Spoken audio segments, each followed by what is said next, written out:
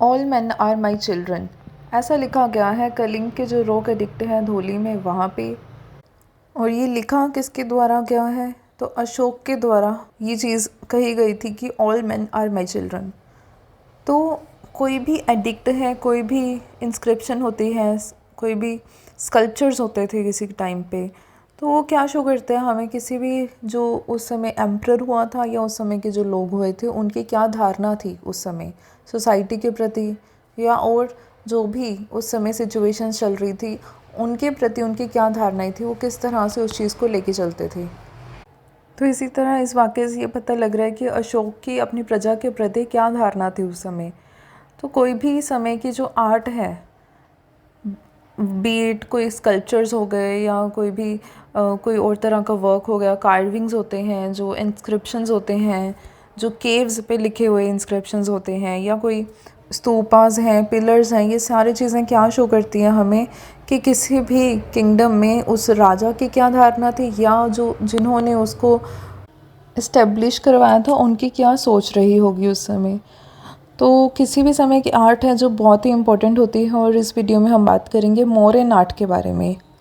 हम मौर्यन एम्पायर को डिस्कस कर रहे थे और कौन कौन से एम्परर्स रहे हैं मौर्यन एम्पायर में उनके बारे में हमने डिस्कस किया। फिर हमने देखा कि उस समय एडमिनिस्ट्रेशन कैसा था, सेंट्रल लेवल पे कैसा था, प्रोविंशियल लेवल पे कैसा था। हमने देखा कि म्यूनसिपल एडमिनिस्ट्रेशन भी था उस समय और आर्मी किस तरह की थी ये भी देखा। हमने देखा कि इकॉनमी और सोसाइटी की कंडीशन किस तरह से थी उस समय। इस वीडियो में हम बात करेंगे जो आर्ट है मौर्यन टाइम पीरियड की उसके बारे में डिस्कस करेंगे। So let's start the video. सबसे पहली चीज़ ये है कि जो आनंद कुमार स्वामी हैं उन्होंने मौर्यन आर्ट को 2 ग्रुप्स में डिवाइड किया था। सबसे पहले है रॉयल आर्ट, जो कोर्ट आर्ट भी कहते हैं जिसे, मतलब कि जो रॉयल जो दरबार है वहाँ पे देखी जाती थी, और दूसरी है फोक आर्ट, यानी कि जो पॉपुलर आर्ट होती थी वहाँ के लोगों की जो आर्ट होती थी। अब जो रॉयल आर्ट है वो कहाँ कहाँ पे देखी गई है, तो जैसे कि चंद्रगुप्त मौर्य का जो पैलेस है रॉयल पैलेस कुम्हारार पटना में वहाँ पे, और जो पाटलिपुत्र की सिटी है वहाँ पे अशोकन जो पिलर्स हैं, केव्स हैं, स्तूपास हैं, ये कुछ एग्जांपल्स हैं रॉयल आर्ट की। उसी तरह होती है फोक आर्ट या पॉपुलर आर्ट जिसे कहते हैं, क्योंकि वो बहुत लोगों में पॉपुलर होती है। जैसे लोक नाच होते हैं उसी तरह लोगों में जो पॉपुलर आर्ट होगी वो फोक आर्ट होती है। ठीक है, इसके भी कुछ एग्जांपल्स हैं। जैसे उस समय होते थे फिगर स्कल्पचर्स होते थे यक्ष और यक्षिनी की।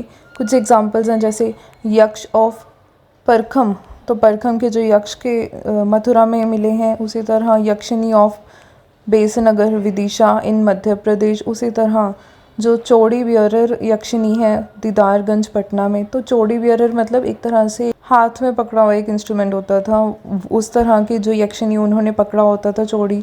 उसी तरह टेराकोटा के कुछ ऑब्जेक्ट्स मिले हैं। उसी तरह इंस्क्राइब्ड स्टोन पोर्ट्रेट्स मिले हैं अशोक के।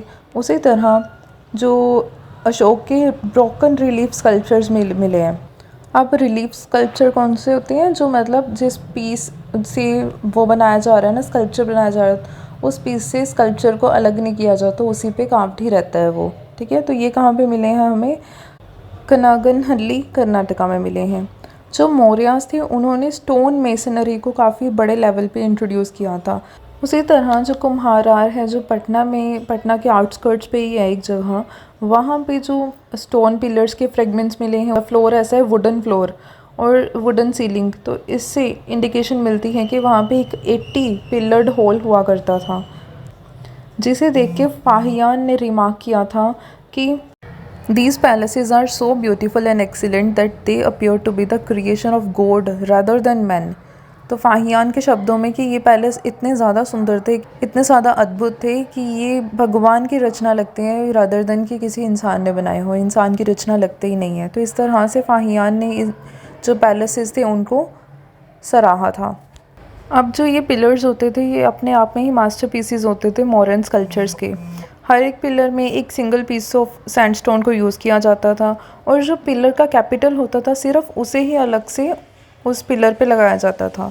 वो हो सकता था कि स्कल्पचर किसी भी तरह का हो सकता था। अब लाइन का जो स्कल्पचर हो सकते थे, बुल स्कल्पचर्स हो सकते थे, लाइन कैपिटल जैसे कि बुल कैपिटल अनदर एग्जाम्पल है। ठीक है, तो इस तरह से ये पिलर के ऊपर अलग से लगाए जाते थे, पर जो पिलर होता था वो सिंगल सैंडस्टोन से ही बनाया जाता था। 4 लाइन कैपिटल्स मिले हैं हमें सारनाथ और सांची में। उसी तरह लाइन कैपिटल्स हमें एक एक ही मिला है हमें रामपुरवा और लौरिया नंदनगढ़ में। वो सारनाथ का लाइन कैपिटल है वो नेशनल एम्बलम के रूप में भी जाना जाता है। उसे अडॉप्ट किया गया था ऑन 26 जनवरी 1950। इसी तरह कैपिटल्स के कुछ और एग्जांपल्स अगर लें हम तो सिंगल बुल कैपिटल हमें मिला है रामपुरवा में। और एलिफेंट्स की अगर इंस्क्रिप्शंस की बात करें तो एक कार्व्ड एलिफेंट मिला है धोली में और एक इनग्रेव्ड एलिफेंट मिला है एट कलसी। उसी तरह मोरन आर्टिसान्स ही वो थे जिन्होंने वो ह्यूइंग जो होती है ना केव्स की, मतलब उसको कट करके रॉक्स के साथ और मॉन्क्स के लिए वो रहने की जगह बनाते थे। इसके लिए भी कुछ जो अर्लीस्ट एग्जांपल हमें मिले हैं तो बाराबर केव्स हैं जो जहानाबाद में हैं जो अशोक से संबंधित हैं। उसी तरह कुछ और एग्जांपल्स हैं जैसे नागार्जुनी केव्स हैं जो गया में हैं और दशरथ के साथ एसोसिएटेड हैं। उसी तरह मौर्यन आर्ट की जो एक और एग्जांपल है वो है स्तूप। जो उस समय स्तूप बनाए जाते थे to enshrine the relics of Buddha. जो बुद्धा के जो भी रेलिक्स होते थे उनको रखने के लिए, मतलब एक तरह से म्यूज़ियम के तौर पे स्तूप बनाए जाते थे। और इनमें से सबसे ज़्यादा फेमस जो है वो है सांची का स्तूप और भरूता का स्तूप। तो ये थी कुछ एग्जांपल्स मौर्यन आर्ट की जो बहुत ही ज़्यादा अपने आप में ग्रेट रही है। इसमें बहुत सारी चीज़ें हैं जो आज तक प्रेजेंट हैं अपनी प्लेसेस पे। और ये कुछ एग्जांपल्स हैं जो मौर्यन आर्ट को और मौर्यन एम्पायर की महानता को शो करती हैं कि किस तरह इतना बड़ा एम्पायर था जिसने अब आर्ट को अपने आप में एक ऊंचाई तक पहुंचाया। तो this was it. Thank you so much.